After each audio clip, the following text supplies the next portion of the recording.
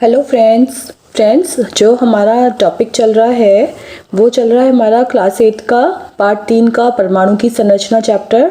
और इसमें हम जो डिस्कस कर चुके हैं वो हम कर चुके हैं डाल्टन का परमाणु मॉडल सिद्धांत और परमाणु रचना मॉडल में हम डिस्कस कर चुके हैं जे थॉमसन का मॉडल और रदरफोर्ड का नाभिकीय मॉडल हम लोग डिस्कस कर चुके हैं। और आज जो हम टॉपिक लेकर आए हैं वो है हमारा नील बोर का परमाणु मॉडल।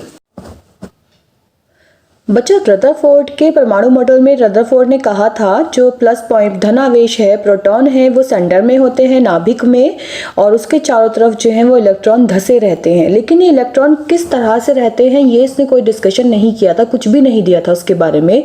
तो नील बोर का जो परमाणु मॉडल है वो इसी चीज़ पर है।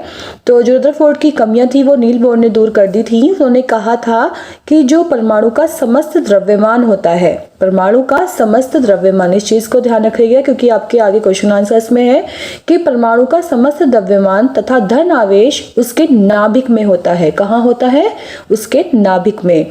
और कहा था इन्होंने इलेक्ट्रॉन नाभिक के चारों ओर स्थिर या अचर कक्षाओं में घूमते हैं।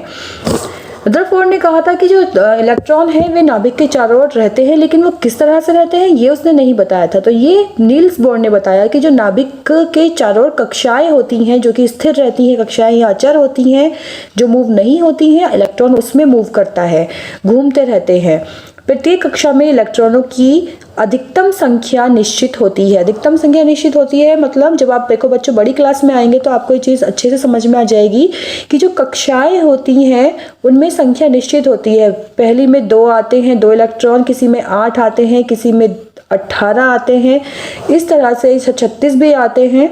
तो ये जो संख्याएं हैं इनकी इलेक्ट्रॉनों की अधिकतम संख्या की 2 हो सकता है, 1 भी हो सकता है, लेकिन 2 से 3 नहीं हो सकता है उस कक्षा में। जैसे कि पहली कक्षा है, ये हाइड्रोजन का परमाणु है, हाइड्रोजन में केवल 1 इलेक्ट्रॉन होता है।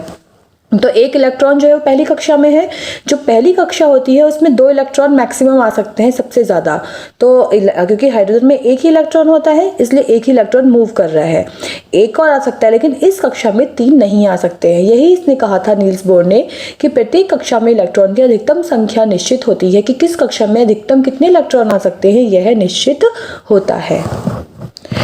तो बच्चों ये परमाणु की रचना मॉडल खत्म हो चुका है। 3 मॉडल हैं, इसमें सब कुछ डिटेल में आ चुका है। हाँ, न्यूट्रॉन के बारे में कुछ अब तक नहीं पता था, बाद में पता लगा न्यूट्रॉन का। तो न्यूट्रॉन का बाद में मालूम पड़ा कि ये उदासीन कण होता है, ना ही इस पे ऋण आवेश होता है, ना ही इस पे धन आवेश होता है, और ये नाभिक में प्रोटॉन के साथ रहता है क्योंकि समस्त द्रव्यमान परमाणु का नाभिक में होता है। ठीक है, तो बच्चों होपफुली आपको बिल्कुल क्लियर हो गया होगा। अच्छे से इसको पढ़ लीजिएगा क्योंकि आगे लॉन्ग क्वेश्चंस जो हैं उनमें ये पूछे गए हैं, शॉर्ट में भी पूछा गया है।